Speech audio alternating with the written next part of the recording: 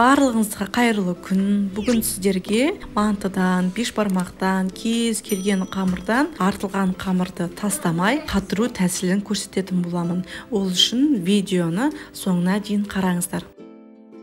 Мінекей достар, алдында айттым ғой, мантының болсын, пельменнің болсын, кез келген қамырды, жайылған қамырды тастамаңыздар, осындай артылған қамырларын. Мен манты жасаған болатын, мантыдан менде осындай қамыр артылды. Мен қамырларды арасына ажыратып, ортасына сұйық май жақтым. Қазір енді осыны видеода көрсетілгендей етіп орап шығатын боламыз.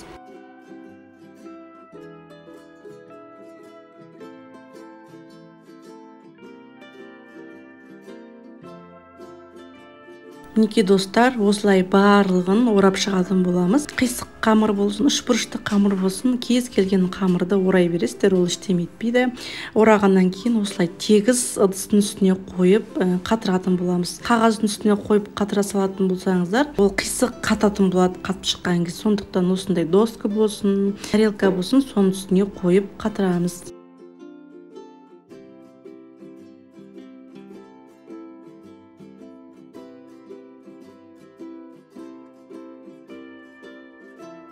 Мінекей достар, барлығы дайын, енді қатыруға жібереміз. Мінекей достар, қатырылған қамырларымыз да дайын болды. Мінекей осындай болып қатып шықты. Қатырған кезде досканың астына пергамент қағазын қойсаңыздар, қатты жабыспайды. Мен де ұмытып кетіппін қоюды. Мінекей енді қатқан қамырды салафанға салып, қайтадан морозильникке салып қоямыз.